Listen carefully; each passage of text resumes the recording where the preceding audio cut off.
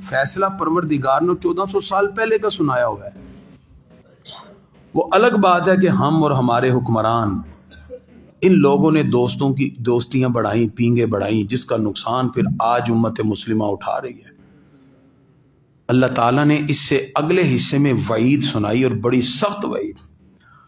پروردگار فرماتا ہے وَمَن يَتَوَلَّاهُم مِّنكُم، تم میں سے جو جو ان کے ساتھ دوستی رکھے گا، توجہ، وَمَن يَتَوَلَّاهُم مِّنكُم، تم میں سے جو جو ان سے دوستی رکھے گا، فَإِنَّهُ مِنْهُمْ، وہ بھی یہودی ہوگا، عیسائی ہوگا۔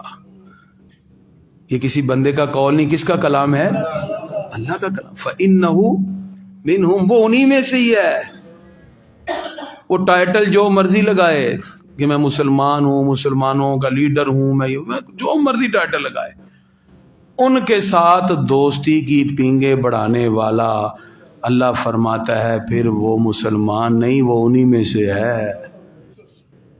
اتنی سخت وعید کے بعد بھی اگر ہمارے حکمران ان کے ساتھ دوستیوں کی پینگیں بڑھائیں تو پھر ان سے بڑھ کر بے وقوف اور کون ہو سکتا ہے؟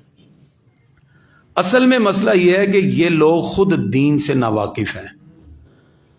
اگر ہمارے اسلامی ممالک کے حکمران قرآن و سنت کو اچھی طرح جان لیں، قرآن کے عامل ہوں، تو اللہ پھر ان کو غیرت اور جرت بھی عطا فرما دے گا۔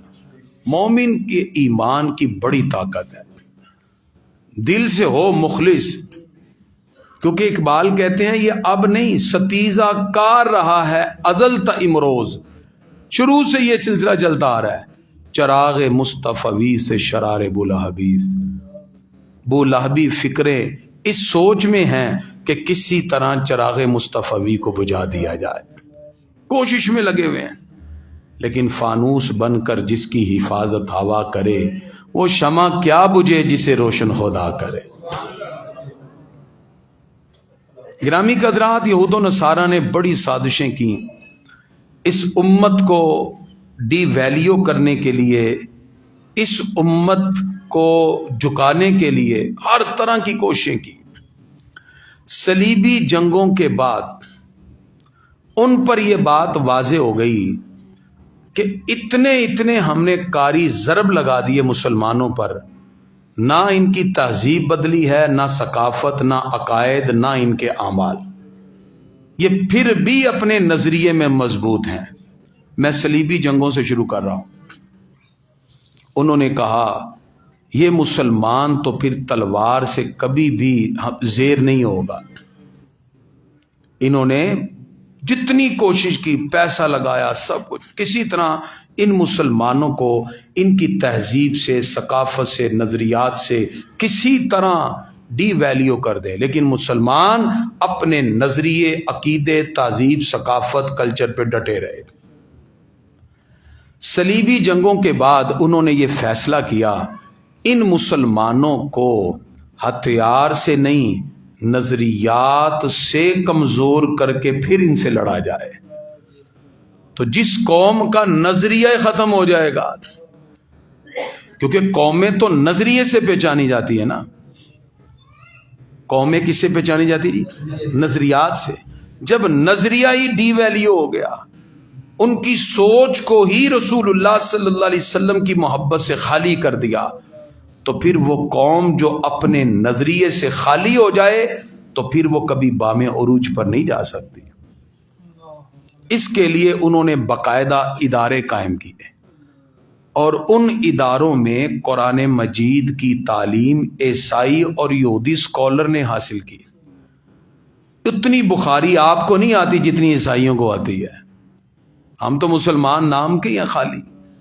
انہوں نے قرآن پڑھا، بخاری پڑھی، مسلم پڑھی، سیاستہ پڑھی، فقہ پڑھی، اتنی ریسرچ کی اور تحقیق کی، وہ اس نتیجے پر پہنچے کہ اب مسلمانوں کے ذہنوں میں جس طرح ویسٹرن ریسرچ آف میتھڈالوجی ہے، ایسے ہی ان کے اندر ایک اور اسلامک ریسرچ آف میتھڈالوجی اس طرح لانچ کی جائے کہ یہ تحقیق اور ریسرچ کے نام پر خود قرآن پہ سوال اٹھانا شروع ہو جائے۔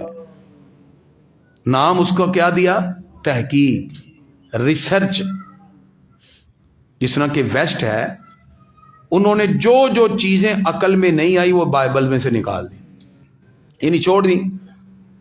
انہوں نے کہا دیکھیں جی یہ بات ہماری عقل میں نہیں آ رہی، نکال دو جی. انہوں نے مذہب کو ایک پرائیویٹ مسئلہ سمجھا. جن لوگوں نے اس کو عملی طور پہ اپنایا، اسی لیے وہ ڈفرینٹ پہ نظریات میں گئے.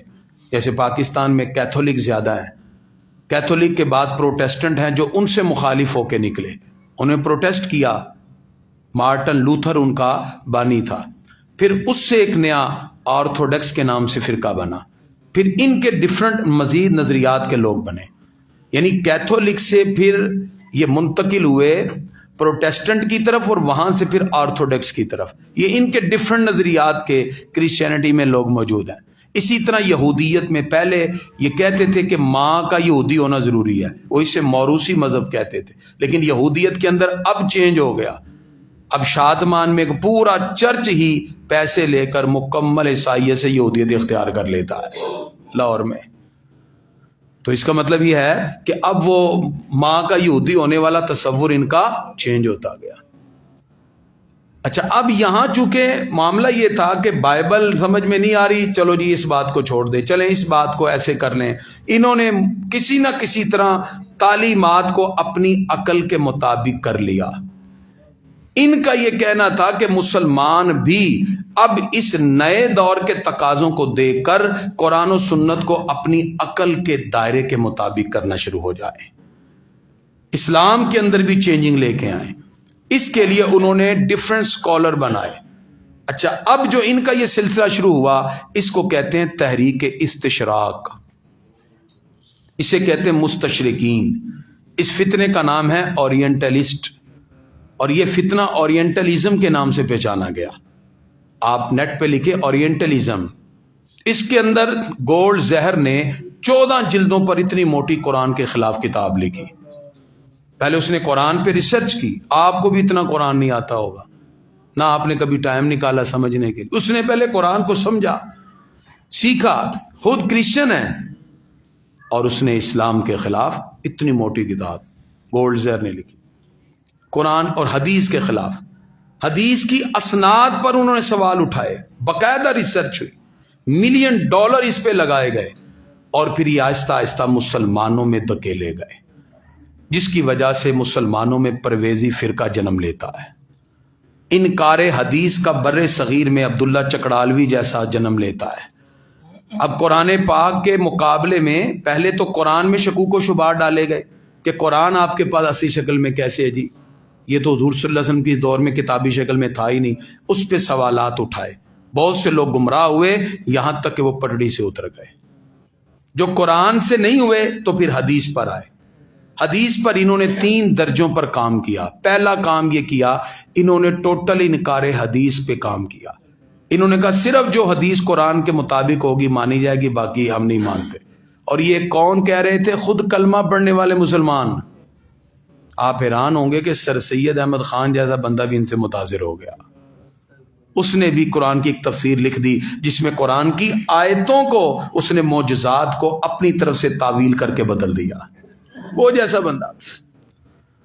اور پھر اس کے ساتھ ساتھ صرف یہاں تک نہیں، پہلا درجہ انہوں نے بنایا کہ انہوں نے کہا جی صرف قرآن ہمارے لیے کافی ہے. اور یہ لوگ کراچی میں بہت زیادہ ہیں، ان کو یہ اپنے آپ کو صاحب قرآن کہتے ہیں. ہم قرآن والے، اہل قرآن کہتے ہیں اپنے آپ کو کہ ہم اہل قرآن ہیں، حدیث کا انکار کرتے ہیں. تو پہلا درجہ انہوں نے نکالا قرآن کے مقابلے میں کہ یہ حدیث ہم مانتے ہی نہیں، انکار حدیث. اور دوسرا درجہ جو انہوں نے نکالا وہ تھا تخفیف حدیث کا. یعنی کہتے تھے ٹھیک ہے حدیث میں ہی ہے نا، قرآن میں تو نہیں ہے. نعوذ باللہ. حضور صلی اللہ علیہ وسلم کے فرمان کو انہوں نے بہت ہی زیادہ اس کے اندر انسلٹ کی، اس کو وہ عزت اور مقام نہ دیا. حالانکہ جس راستے سے ہمیں قرآن ملا ہے اسی راستے سے ہمیں حدیث ملی ہے. قرآن بھی زبان رسالت سے پڑھا گیا ہے، حدیث بھی زبان رسالت سے ہی ہے. تو انہوں نے یہ پھر دوسرا راستہ نکالا اور مسلمانوں میں یہ لوگ پیدا ہوئے. پھر ہمارے جیسے لاہور میں، گلبرگ میں، اور یہاں ایسے آپ نے پرویزی فرقہ کے لوگ دیکھے جنہوں نے قرآن پاک کی تعویلیں شروع کر دی، اپنا من چاہا قرآن. اور اسی سے متاثر ہو کر آپ دیکھیے بہت سے ایسے لوگ مارکیٹ میں آئے جنہوں نے قرآن و سنت کی اپنی وضاحت شروع کر دی، یہاں تک کہ امت کے اندر ایک انتشار پیدا ہو گیا۔ لوگ خود اسلام کے بارے میں شکوک و شبہات میں مبتلا ہوئے، جیسے کہ آج کل جہلم سے مرزا انجینئر جو ہے جہلمی، وہ کھڑا ہو کے کبھی قرآن پہ اعتراض، کبھی حدیث پہ، کبھی بزرگوں پہ، کبھی تصوف پہ۔ اس سے کیا ہوا کہ نوجوان جو قرآن و سنت کی تعلیمات کو سیکھنا چاہتے تھے، ان کے دلوں میں اسلام کے بارے میں شکوک و شبہات پیدا ہوئے۔ آہستہ آہستہ آہستہ یہ امت جو اپنے نظریے اور عقیدے پر قائم تھی، اس امت کو اندر سے کھوکھلا کر دیا گیا۔ اقبال کہتے ہیں وہ فاقہ کش جو موت سے گھبراتا نہیں ذرا، یورپ کا پلان تھا روح محمدی اس کے بدن سے نکال دو، فکر عرب کو دے کر فرنگی تخیلات، اسلام کو حجاز اور یمن سے نکال دو۔ ایف سی کالج لاہور کی ایک کرسچن پروفیسر ہے، تقریباً 22 سال اس نے پڑھایا، 1 روپیہ نہیں لیا ایف سی سے۔ یہ لوگ تھے جن کو امریکہ کی طرف سے پیسہ آ رہا ہے، یورپ ان کو دے رہا ہے۔ تو وہ یورپ میں گئی تو اس کا انٹرویو ہوا اور اسے کہا گیا آپ نے اب تک کتنے لوگ کرسچن کیے؟ اس نے کہا جی ایک بھی نہیں۔ کہا پھر آپ کی کارکردگی تو زیرو ہے؟ اس نے کہا زیرو نہیں، میرے پاس جتنے مسلمان ایف سی میں پڑھنے آئے میں نے کسی کو مسلمان رہنے نہیں دیا، ایک کو بھی نہیں رہنے دیا۔ یہ اس نے اپنے انٹرویو میں کہا۔ اندازہ لگائیے وہ نظریات کو کتنا انسان کے ڈی ویلیو کر دیتے ہیں کہ پچھلے دنوں یونیورسٹی میں جب ترجمہ قرآن شامل کیا گیا تو ہماری ایک میڈم نے بتایا کہ میں کلاس میں پڑھانے کے لیے گئی تو مسلمان بچیاں، نام عائشہ ہے، فاطمہ ہے، تو میں قرآن سورہ نور پڑھانے لگی تو انہوں نے کھڑی ہوئی کہتے miss I am atheist, I am not believe in اللہ، میں تو اللہ کو مانتی نہیں، میں سورہ نور کیوں پڑھوں؟ مسلمان گھرانے میں پیدا ہونے والی بیٹی، یہ میں لاہور کی بات بتا رہا ہوں۔ آپ اندازہ لگا سکتے ہیں کہ انہوں نے یعنی سائنس کے ایکسپیریمنٹ کے نام سے لوگوں کے نظریات اور افکار میں اتنی زیادہ چینجنگ پیدا کر دی کہ آہستہ آہستہ آہستہ یہ امت اتنی کمزور ہو گئی کہ ان کے نظریے اور ان کے عقیدے بالکل کمزور ہو گئے۔ جس وقت یہ حالت ہو گئی اب ان کا انالیسس تجربہ کامیاب ہو گیا۔ یہ اس وقت سے صلیبی جنگوں کے بعد سے یہ نسل در نسل چل رہا ہے، اور انہوں نے پھر مسلمانوں پہ ایسا وار کیا۔ آج آپ دیکھ لیجئے امت مسلمہ کس طرح پستی کی طرف چلی گئی۔ اللہ تعالیٰ نے قرآن مجید فرقان حمید میں ان کے بارے میں واضح طور پر ارشاد فرمایا۔ میں وہ آیات آپ کے سامنے پڑھتا ہوں، آپ کو اندازہ ہو، سورہ آل عمران ہے۔ اللہ رب العزت نے حضور اکرم صلی اللہ تعالی علیہ وسلم سے ارشاد فرمایا، سورہ آل عمران آیت نمبر 20، فرمایا فَإِنْ حَاجُّوكَ، پیارے محبوب یہ اگر آپ سے آ کے جھگڑا کریں، یہ حضور صلی اللہ علیہ وسلم سے بحث کرتے تھے۔ ایک دن نجران کے عیسائیوں نے پروگرام بنایا کہ ہم جا کے اپنے پیسے کا روب ڈالتے ہیں، اور بڑے بڑے سردار لے کے حضور صلی اللہ علیہ وسلم کی بارگاہ میں آپ صلی اللہ علیہ وسلم عصر کی نماز پڑھا رہے تھے۔ بعض لوگ کہتے ہیں کہ حضور صلی اللہ علیہ وسلم نے ان کو مسجد میں نماز کی اجازت دی، غلط ہے، اجازت نہیں دی۔ آپ صلی اللہ علیہ وسلم نماز میں تھے، انہوں نے دیکھا یہ اپنی عبادت کر رہے ہیں، وہ بھی ایک طرف منہ کر کے اپنی عبادت شروع کر دیتے ہیں۔ حضور صلی اللہ علیہ وسلم جب فارغ ہوئے تو یہ اپنی عبادت میں تھے، جیسے گفتگو کا آغاز ہوا ہمارے آقا فرماتے ہیں اسلموا، آؤ میں تمہیں اسلام کی دعوت دیتا ہوں۔ سب سے پہلے ہمارے آقا نے اہل کتاب سے گفتگو کا آغاز کس جملے سے کیا؟ اسلموا، آؤ میں تمہیں اسلام کی دعوت دیتا ہوں۔ تو پھر جو آج بلاتے ہیں ان کو بھی تو اسلام کی دعوت دینی چاہیے نا۔ پہلی بات، جب سرکار نے یہ کہا تو انہوں نے کہا جی کون سا اسلام؟ ہم آپ سے پہلے کے مسلمان ہیں، آپ کہتے ہیں عیسیٰ اللہ کے بیٹے نہیں، حضور صلی اللہ علیہ وسلم فرماتے ہیں ہاں میں کہتا ہوں عیسیٰ اللہ کے بیٹے نہیں۔ کہا پھر عیسیٰ کے ابو کا نام بتائیں۔ حضور صلی اللہ علیہ وسلم فرماتے ہیں اگر عیسیٰ کے ابو کا نام نہیں، کہا پھر وہ اللہ کے بیٹے ہیں۔ ہمارے آقا فرماتے ہیں اچھا تم مجھے آدم کے امی ابو کا نام بتاؤ۔ بات دلیل سے ہوتی ہے۔ فرمایا تم کہتے ہو نا عیسیٰ کی تو امی ہے، تم مجھے آدم کے امی ابو کا نام بتاؤ۔ سارے طوطے اڑ گئے، سارے ہی طوطے اڑ گئے۔ فرمایا اب آؤ، بات دلیل سے ہوتی ہے۔ جس وقت دلیل وہ اب ادھر ادھر کی مارنے لگے، جنت میں کیا کھلایا جائے گا، بچہ کیوں، ایسے سوال شروع کر دیے۔ اللہ نے آیتیں اتاری، فرمایا محبوب ان کو کہو ان مناظرے کو چھوڑو، اگر تم کہتے ہو نا سچے ہو، آؤ تم بھی میدان میں اور میں بھی میدان میں، اٹھاتے ہیں ہاتھ کو، دیکھ لیتے ہیں جو سچا ہوگا اللہ کی مدد اس کے ساتھ ہوگی۔ حضور صلی اللہ علیہ وسلم جب مباہلے کا چیلنج کیا، ہمارے آقا اس شان سے آئے کہ ننھے حسین سرکار کی گود میں ہیں، ننھے حسن کی انگلی پکڑ کے چل رہے ہیں، اس کے پیچھے سیدہ کائنات فاطمہ الزہرا، ان کے پیچھے حضرت مولا کائنات شیر خدا سرکار ننھے حسن و حسین کو کہتے ہیں جب میں دعا کے لیے ہاتھ اٹھاؤں تم بھی ننھے ننھے ہاتھ اٹھا کے آمین کہنا۔ حضور صلی اللہ علیہ وسلم جب آگے بڑھے تو ایسے نور کا حالہ، نجران کے عیسائیوں نے دیکھا، انہوں نے کہا جی دوڑو یہاں سے، اگر آج کھڑے ہو گئے تو تباہ ہو جاؤ گے۔ اس نورانیت کی تاب کوئی لا ہی نہیں سکتا تھا، سارے عیسائی بھاگ گئے۔ حضور صلی اللہ علیہ وسلم میدان میں پہنچ کے پیشن گوئی کرتے ہیں کہ اگر آج یہ میرے سامنے کھڑے ہوتے آج تو سارے جانور بنا دیے جاتے، 1 سال کے اندر اندر ساری دنیا کے عیسائیوں نے مر کے ختم ہو جانا۔ یہ پیشن گوئی کی۔ حضور صلی اللہ علیہ وسلم واپس آ گئے، پھر آ کے یہ سرکار کے قدموں میں گر کے معافیاں مانگنے لگ گئے۔ پھر حضور صلی اللہ علیہ وسلم نے جزیہ پر ان کے ساتھ صلح نامہ لکھا۔ تو گرامی قدرات، اس سے پتہ چلا اس وقت روئے زمین پر اگر کوئی دین ہے وہ دین ہے۔ تو جس وقت صلیبی جنگوں میں یہ مسلمانوں کو ڈی ویلیو نہیں کر سکے، انہوں نے کہا کہ مسلمانوں کے نظریات اتنے پختہ ہیں، کیونکہ ان کے جو راسخ العقیدہ یہودی عیسائی تھے اس کے بعد وہ بھی کلمہ پڑھ کے مسلمان ہونے لگے، کیونکہ اسلام اپنی عظمت میں ایک اٹریکٹیو ریلیجن ہے، یہ اپنی شخصیت میں، اسلام اپنی عظمت میں لوگوں کو اپنی طرف مائل کرتا ہے۔ اسی وجہ سے آج ہماری تعداد تقریباً 2 ارب تک ہو چکی ہے۔ ہماری بڑھتی ہوئی مقبولیت کو دیکھ کر انہوں نے 9/11 کا ڈرامہ، کبھی دہشت گرد، انہوں نے کہا کہ اسلامک ٹیررسٹ، اسلامک ٹیررزم، یہ مسلمان دہشت گرد ہیں۔ ہم کہتے ہیں کہ بتاؤ ناگا ساگی پہ ایٹم بم مسلمانوں نے پھینکا تھا؟ افغانستان میں 20 سال بم مسلمانوں نے مارے ہیں؟ یعنی آپ ہمیں ٹیررسٹ کہہ رہے ہیں، ٹیررزم کہہ رہے ہیں، تو جو یہودیوں کی گردنیں ہٹلر نے اتاری تھے وہ مسلمان ہیں؟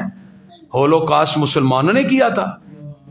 اس کا مطلب ہے یہ کرنے والے تم خود ہو اور الزام مسلمانوں پہ لگاتے ہو۔ یاد رکھیے، اسلام جب بھی بات کرے گا وہ لوگوں کے معاشی تحفظ کی بات کرے گا، وہ لوگوں کے معاشرتی تحفظ کی بات کرے گا۔ کافر کی شمشیر میں اور مومن کی تلوار میں زمین و آسمان کا فرق ہے۔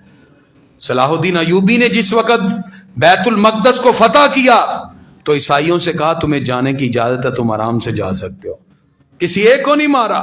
اس کی وجہ یہ تھی کہ حضور صلی اللہ علیہ وسلم کی تعلیمات یہ ہے کہ جہاد اعلاء کلمت اللہ کے لیے ہوتا ہے، اللہ کے دین کی سربلندی کے لیے ہوتا ہے۔ کسی بیٹی کو قتل نہیں کیا جاتا، کسی خاتون کو نہیں مارا جاتا، کسی بچے کو نہیں مارا جاتا، کسی بوڑھے کو نہیں مارا جاتا۔ جہاد تو اس کا نام ہے۔ اور فلسطینی مسلمان چھوٹے چھوٹے بچوں کی لاشوں کے ڈھیر لگا دیے، چھوٹے چھوٹے بچے، ان کی لاشوں کے ڈھیر لگا دیے۔ تو یہ آگے حضور صلی اللہ علیہ وسلم سے بھی بحث کرتے تھے۔ اللہ فرماتا فَإِنْ حَاجُّوكَ، اگر یہ آپ سے آ کے بحث کریں، فَقُلْ، تو آپ کہہ دیجئے أَسْلَمْتُ وَجْهِيَ لِلَّهِ، میں نے اپنا منہ اللہ کے حضور جھکا دیا۔ کس کے حضور جھکایا جی؟ تو اس لیے جب بھی ایسی باری ہو تو ہمیں بھی یہی کہنا ہے أَسْلَمْتُ وَجْهِيَ لِلَّهِ، اور فرمایا وَمَنِ اتَّبَعَنِي، اور میں نے پیروی کی ہے حضور اکرم صلی اللہ علیہ وسلم فرماتے ہیں اللہ کے احکام کی۔ اللہ فرماتا ہے وَقُلْ لِلَّذِينَ أُوتُوا الْكِتَابَ، کہہ دیجئے ان کو جن کو کتاب دی گئی، یعنی اہل کتاب، وَالْأُمِّيِّينَ، اور جو یعنی واقف ہیں، نا واقف سے مراد مشرکین کافر ہیں۔ اہل کتاب جو ہیں ان کو اللہ نے قرآن میں اہل کتاب کا، اس سے مراد یہودی اور عیسائی ہے۔ اور جہاں وَالْأُمِّيِّينَ آیا ہے اس سے مراد کون ہے جی؟ سکھ، ہندو وغیرہ، جتنے بھی جن کے پاس کتاب نہیں ہے۔ اللہ فرماتا ہے ان سے پوچھو أَأَسْلَمْتُمْ، کیا تم اسلام قبول کر چکے ہو؟ کیا تم نے اللہ کے حضور گردن جھکائی ہے؟ فرمایا پروردگار نے فَإِنْ أَسْلَمُوا فَقَدِ اهْتَدَوْا، اگر یہ اسلام قبول کریں گے تو ہدایت پا جائیں گے۔ وَإِن تَوَلَّوْا اور اگر یہ منہ پھیریں گے فَإِنَّمَا عَلَيْكَ الْبَلَاغُ آپ کا کام یہ ہے کہ آپ حق بات ان تک پہنچاتے جائیے. واللہ بصیر بالعباد اللہ بندوں کو دیکھ رہا ہے. یعنی ہمارا کام یہ ہے کہ ہم حق بات پہنچاتے رہیں، ان کو بتاتے رہیں کہ تم اپنے دور میں جب تک توریت پر عمل کرتے رہے ٹھیک تھا، جب تک جناب عیسیٰ علیہ السلام کی شریعت چلتی رہی ٹھیک ہے، اب کلمہ چلے گا تو آمینہ کے لال جناب محمد رسول اللہ صلی اللہ علیہ وسلم، حضور اکرم صلی اللہ تعالی علیہ وسلم بھی جناب ابراہیم علیہ السلام کی اولاد میں سے ہیں. یہ اپنے بارے میں فخر کرتے ہیں. حضرت ابراہیم علیہ السلام کے ایک بیٹے اسماعیل علیہ السلام ہیں، دوسرے اسحاق علیہ السلام ہیں. تو اسحاق علیہ السلام کے بیٹے یعقوب ہیں جن کا لقب اسرائیل ہے، تو ان کی جو نسل ہے وہ بنی اسرائیل کہلائی. اسماعیل علیہ السلام کی نسل بنی اسماعیل کہلائی. ہمارے آقا بنی اسماعیل میں ہیں اور یہ بنی اسرائیل میں سے ہیں. ان کو یہی دکھ تھا. اور آپ جانتے ہیں جن ننھے بچوں کو آپ دیکھ رہے ہیں فلسطین کے، یہ سارے نبیوں کی اولاد ہے، اس لیے ان کی غیرت ہے. کل میں نے دیکھا ایک آدمی، اس کا بیٹا شہید ہو گیا، وہ مٹھائیوں کا ٹوکرا اٹھا کے لایا اور سب کو بانٹ رہا ہے، اللہ کا شکر ہے رب نے میرے بیٹے کو شہادت کا مقام عطا کر دیا. میں نے کہا اتنا جذبہ. یہ سب نبیوں کی اولاد ہیں. یہ جتنے بھی آپ دیکھ رہے ہیں نا یہ لاشیں اٹھا رہے ہیں، یہ مسلمان جو کلمہ پڑھ چکے، چونکہ جتنے بھی تھے بنی اسرائیل میں سے انہوں نے اسلام قبول کر لیا، اللہ نے اسلام کی دولت عطا فرمائی. یہ نبیوں کی اولاد ہیں. اور یہ جو بنی اسرائیل ہیں اللہ تعالیٰ نے قرآن پاک میں ان کو مخاطب کر کے فرمایا ان الذین یکفرون بآیات اللہ. یہ لوگ جو آیتوں سے منکر ہوئے، مراد یہود و نصارہ، یہ اپنے آپ کو کہتے ہیں جی ہم اللہ کے بڑے پیارے ہیں.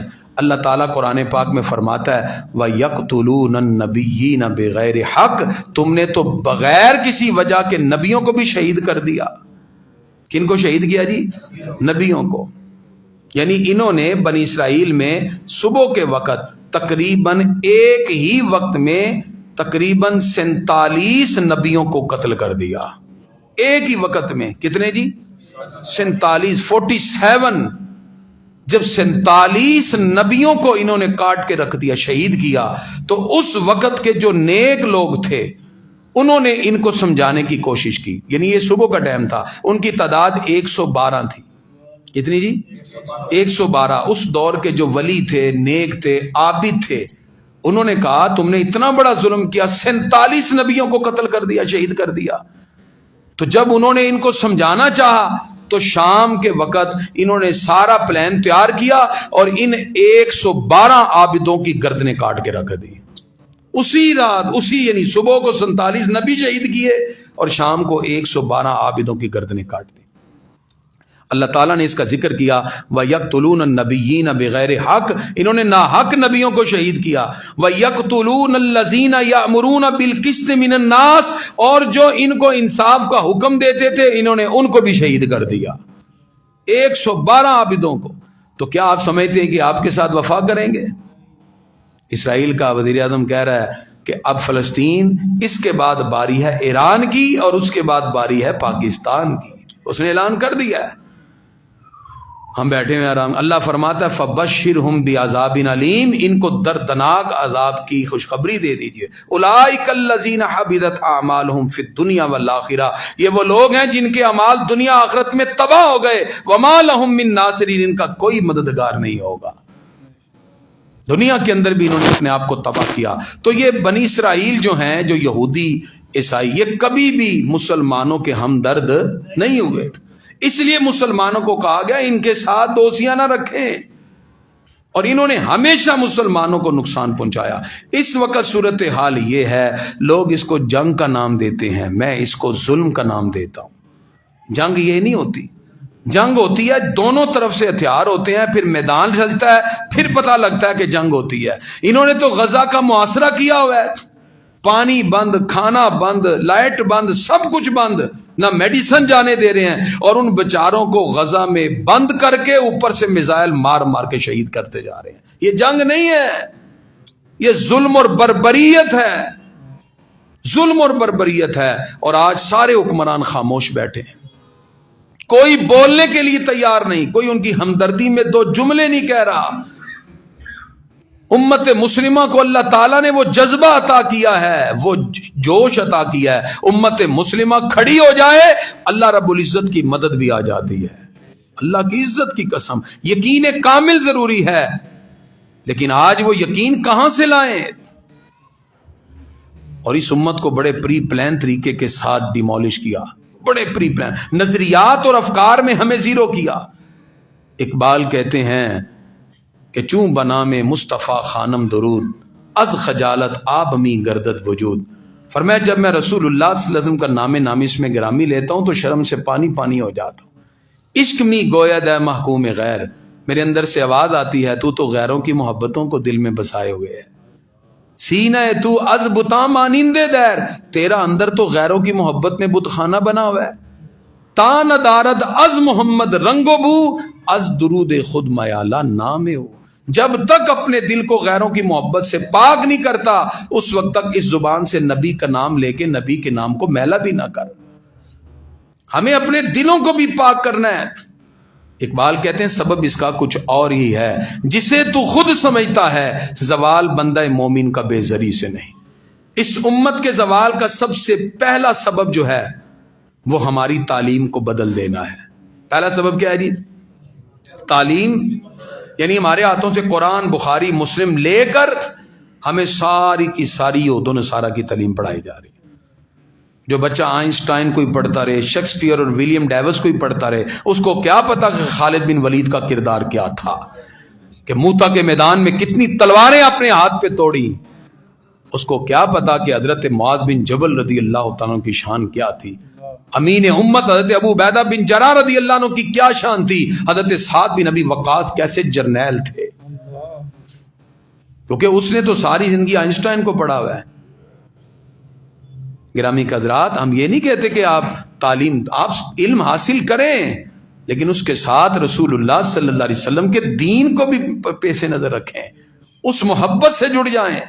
تو ایک تو ہمارے زوال کی وجہ کہ ہمیں ہماری تعلیم سے دور کر دیا گیا، دوسری اس امت کے زوال کی وجہ فرقہ بندی ہے، اس امت کو فرقوں کے اندر ڈال دیا، ڈفرنٹ اسکول آف تھاٹ میں بانٹ دیا۔ اللہ تعالیٰ فرماتا ہے وَاعْتَصِمُوا بِحَبْلِ اللَّهِ جَمِيعًا وَلَا تَفَرَّقُوا، سب اللہ کی رسی مضبوطی سے تھام لو، فرقوں میں نہ پڑو، تفریقہ میں نہ پڑو۔ اللہ تعالیٰ فرماتا ہے تم سب اللہ کی رسی کو تھام لو، اور ہم مختلف چیزوں میں بٹ گئے۔ اور حضور صلی اللہ علیہ وسلم کی ذات ہی ایک ایسی ذات ہے جس میں ہم متحد ہو سکتے ہیں۔ افکار و نظریات میں متحد ہونا حضور صلی اللہ علیہ وسلم کی تعلیمات کے ساتھ ہی ممکن ہے، اس لیے فرمایا تفریقہ چھوڑ دو، فرقہ پرستی کو چھوڑ دو۔ یہ دوسری وجہ۔ اور تیسری وجہ تعیشات ہے۔ آج امت عیش پرستی میں مبتلا ہو گئی، تعیشات میں مبتلا ہو گئی۔ حضور اکرم صلی اللہ تعالی علیہ وآلہ واصحابہ وبارک وسلم کی امت جن کی ساری ساری رات عیش پرستیوں میں گزرے، تعیشات میں گزرے، وہ باطل کے سامنے آنکھیں ڈال کے بات کرنے کا کیسے حوصلہ رکھ سکتی ہے؟ یہ وجہ جو تیسری، تعیشات، عیش پرستی۔ جب دنیا کے ساتھ تعلق جڑ جائے، دنیا کی دولت اور پیسے کی لگن ہو بندے کو، پھر اسے آخرت کا خیال نہیں رہتا۔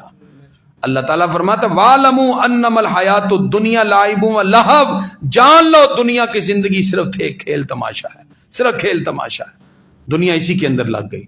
اور یہ عیش پرستی، دولت، پیسے کا حصول اور اس کے لیے کوششیں، آخرت کی فکر چلی گئی، دلوں سے نکل گئی۔ یہ ایک تعیشات ہے جس کی وجہ سے۔ اور پھر اس کے بعد سب سے بڑا جو نقصان ہوا وہ اس امت کو بے حیائی اور فحاشی اور یعنی کی طرف دھکیل دیا گیا۔ یہ سب سے بڑا ہمارے لیے پرابلم بنا۔ ایسی ایسی ویب سائٹس بنا دی گئیں، ایسی ایسی ایپس آ گئیں کہ نوجوان اپنی آنکھوں کو ساری ساری رات گناہوں سے آلودہ کرتے ہیں، نہ نماز کی پرواہ، نہ کسی چیز کی، تنہائیاں ناپاک ہو گئیں۔ تو جب قومیں اپنی نظروں کو ناپاک کرتے رہیں، ان کی سوچ اور فکر میں حیا کا تصور ختم ہو جائے، حضور صلی اللہ علیہ وسلم فرماتے ہیں ایمان اور حیا دونوں ساتھ ساتھ ہے، ایک نہ رہے دوسرا بھی نہیں رہے گا، حیا نہ رہی تو ایمان بھی نہ رہا۔ آج اس طرح امت کو جس طرح آپ دیکھ رہے ہیں کرائسس میں ڈالا کہ آہستہ آہستہ یہ امت پستی میں مبتلا ہو گئی۔ آئیے اس زوال امت کے چند اسباب میں نے جو ذکر کیے اس کی وجہ سے آج یہ امت پستی میں گئی. ہم پھر اپنے دلوں میں سرکار کی سچی محبت بیدار کریں، حضور صلی اللہ علیہ وسلم سے عقیدت، حضور صلی اللہ علیہ وسلم سے پیار، اور آقا علیہ الصلوۃ والسلام کی عظمتوں کو دل میں پیدا کریں. اس کے لیے ہم یہ پروگرام کر رہے ہیں. میں روزانہ فجر کے بعد بڑی مسجد میں بیٹھتا ہوں، وہاں بھی میں نے درس رکھا ہے. ہر اتوار کو ہم یہاں مغرب کے بعد بیٹھتے ہیں کہ کسی طرح یہ امت بیدار ہو جائے. اس امت کی بیداری کے لیے ان کے دلوں میں حضور صلی اللہ علیہ وسلم کی سچی محبت پیدا کرنے کے لیے یہ پروگرامز کا اہتمام کیا جا رہا ہے. وگرنہ گرامی حضرات، کل قیامت کا دن ہم سے بھی پوچھ ہوگی. ہم اتنا تو کہہ سکتے ہیں کہ ہم نے فلسطینیوں کے لیے دعائیں کی، ہمارے پاس اختیار کوئی نہیں ہے، ہم نے ان کے حق میں آوازیں بلند کی. اور یہی اپنی اپنی آوازوں کو بلند کرنا، اور جو بڑے احباب ہیں، حکمران ہیں، ہمارے ارباب اقتدار ہیں، ان تک یہ بات پہنچائی جائے کہ عوام کے دلوں میں آج بھی فلسطینیوں کی محبت موجود ہے. وہ مسلمانوں کا جو درد ہے وہ اپنے دل میں آج بھی محسوس کرتے ہیں. یہ جذبہ قائم رہے گا تو انشاءاللہ کامیابیاں ہماری طرف رہیں گی. آپ تمام احباب ادب کے ساتھ بیٹھ جائیے، محسوس کیجئے کہ حضور صلی اللہ علیہ وسلم کی بارگاہ میں ہم بیٹھے ہیں اور التجا پیش کر رہے ہیں، اور سارے احباب ادب کے ساتھ پڑھیے اللہ